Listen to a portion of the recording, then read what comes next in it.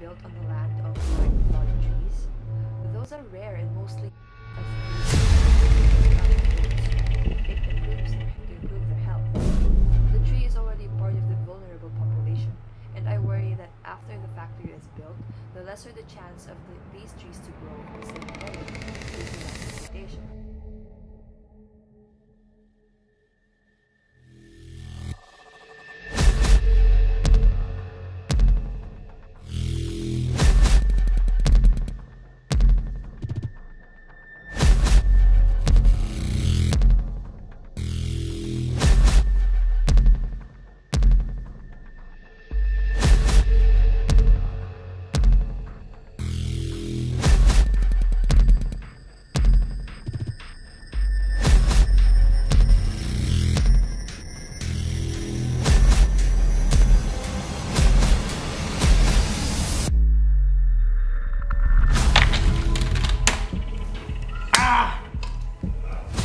Not working.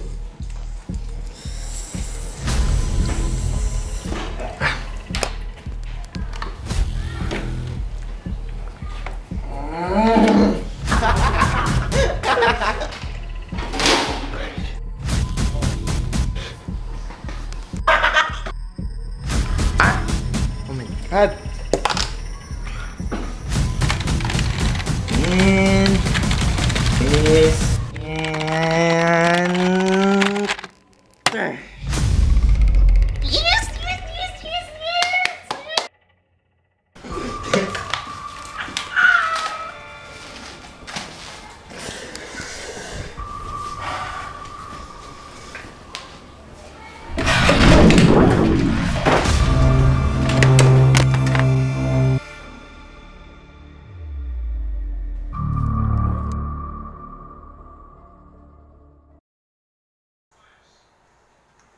Hello? Hello, alam mo ba? Oh, bakit? Yung part dun sa malapit sa Calamba, balita ko may illegal logging daw dun eh. Tapos, alam mo ba, parang napapansin ko, parang nagiging desert na yung place na yan. Tapos sabi ng mga kapitbahay namin dun, ano daw, parang nagiging desert na raw. Tapos ang sobrang init daw yun. Dami nang kakaibang nangyayari ngayon. Oh. Ah, sige, may gagawin pa ako. Sige. Okay.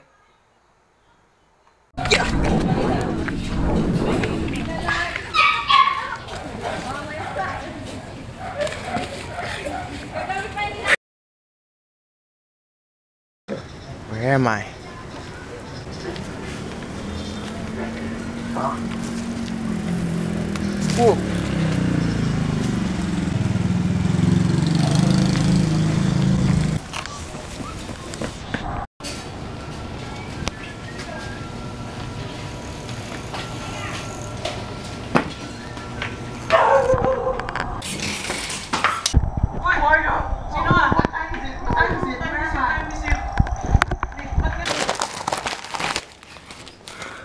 It's 3012. Hey!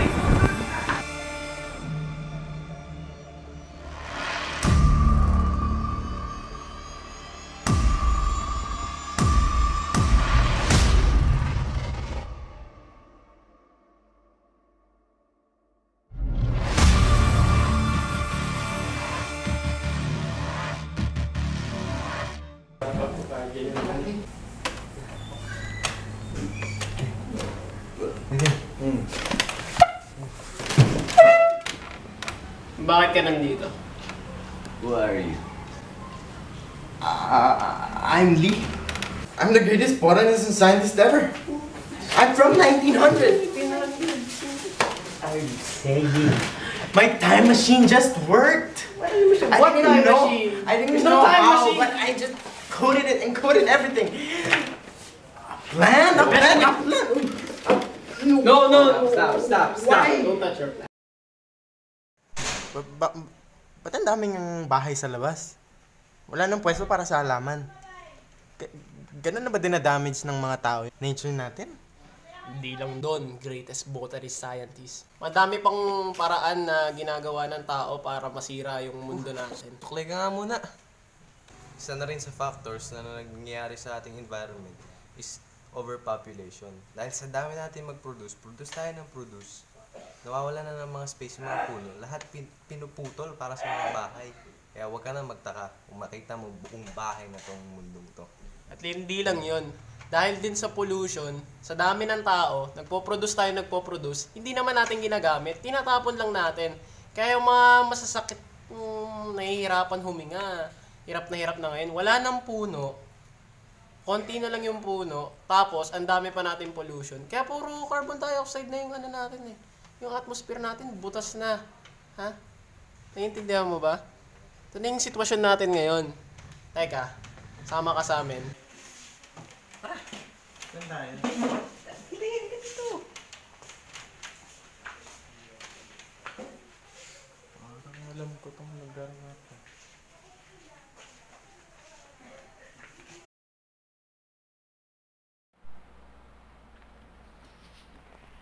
Oh, hello pre. Ba't napatawag ka?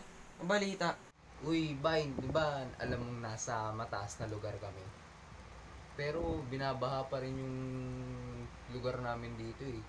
Siguro sa pagtatapon ng mga tao sa kung saan-saan lang. Pati na rin siguro sa anting puno lang meron dito. Ah, ganun ba?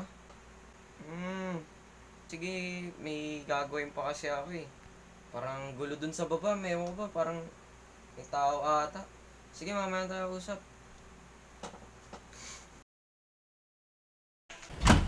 Iyo? Buhok pa pre ah. Sino yan sabi pre? Sino yan? Sino to?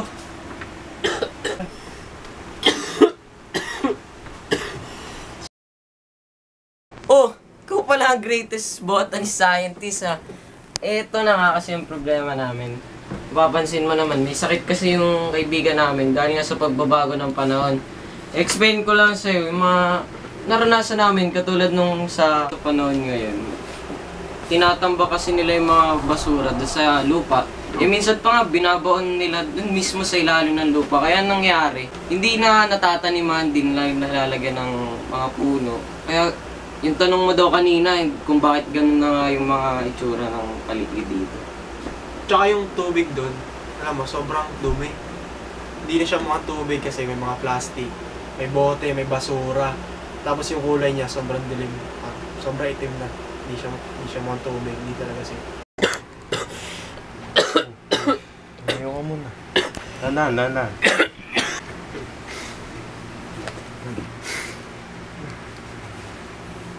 Gusto ka. Sino to?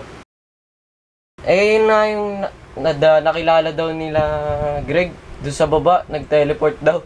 Teleport. Hindi ko alam eh. Tinatanong niya kasi, yung mga naranasan daw natin dito sa panahon ngayon. Yung in-explain namin tungkol sa yung sa lupa, sa tubig, yung mga nangyari katulad Oo. ng Kasi yun, yung mga naranasan ko, parang may kinalaman doon sa factory na malapit sa amin. Kasi doon ako nakatira malapit sa factory at halos araw-araw, punong-puno na ng usok yung kalsada. Kaya yun, kailangan na namin mag-mask. Eh, may hika pa naman ako, kaya yun. Parang di gano'n na ano ng mask yung mga usok ng factory. Kaya itong nangyari sa akin. Ang hina na ng bago ako, nagkakasakit na ako. Alam nyo kasi, una sa lahat, sabihin ko lang yung nakita ko sa labas. Puro bahay na lang. Ngayon, ito yung dahilan kung ba't bigla akong napaisip kung bakit nangyayari sa inyo. Alam nyo kasi, ang mga halaman, mga puno kasi ay ang bumubuo sa carbon dioxide, oxygen cycle. Na ang cycle na ito ay yung pag-convert ng carbon dioxide into oxygen gamit ang mga dahon ng puno na ginagamit sa isa pang proseso na tinatawag nating photosynthesis.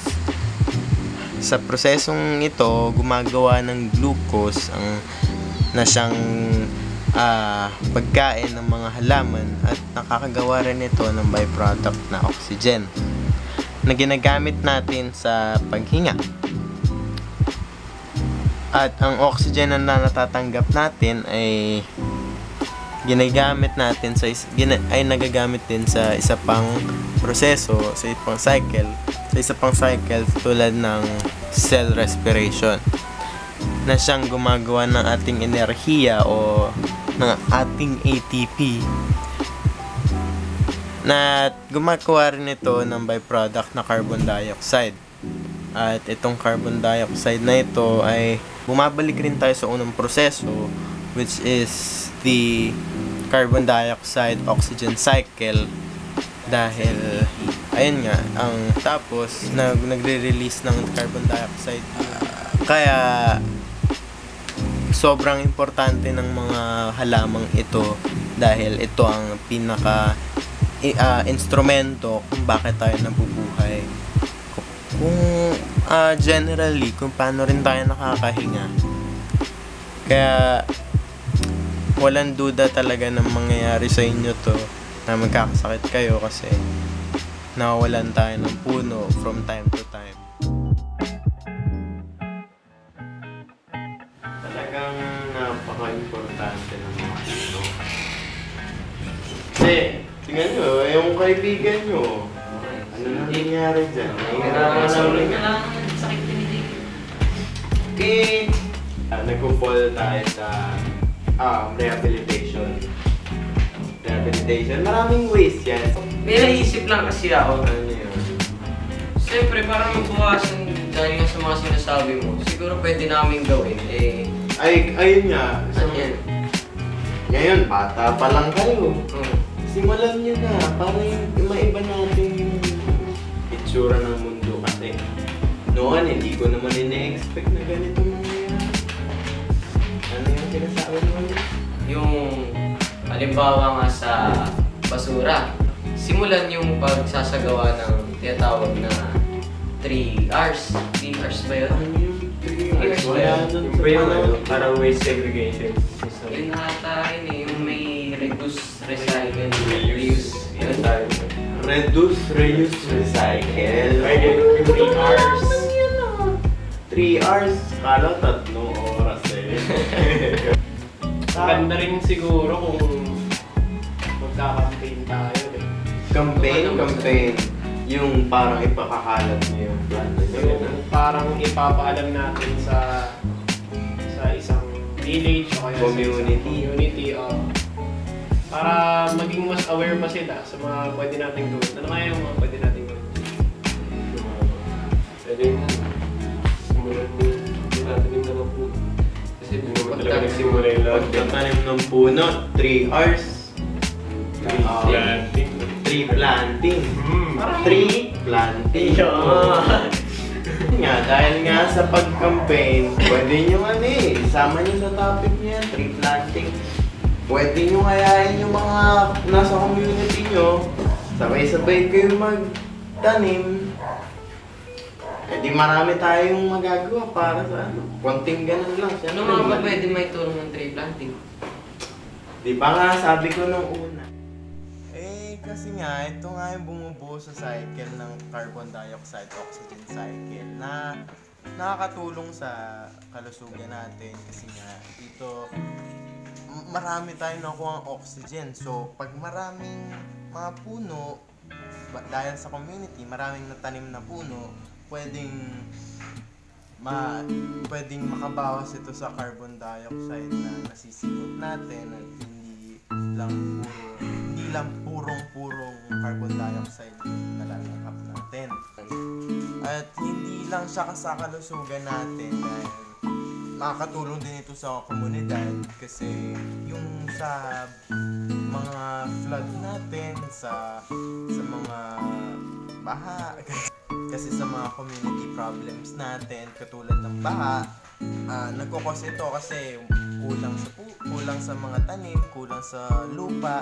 So, ito ang makakatulong dahil itong mga plants na ito ay makakatulong na mabawasan yung flood kasi sinisip-sip ng mga plants yung mga tubig.